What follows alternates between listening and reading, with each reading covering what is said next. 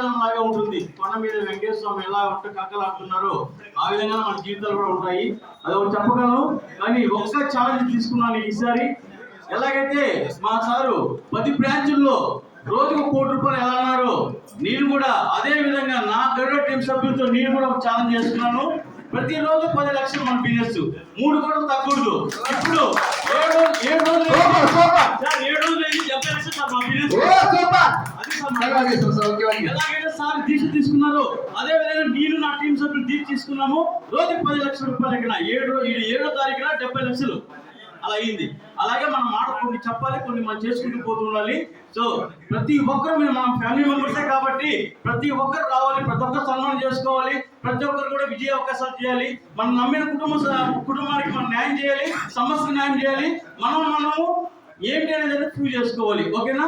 అందరికీ all the best. జై SLN. Thank you Naal.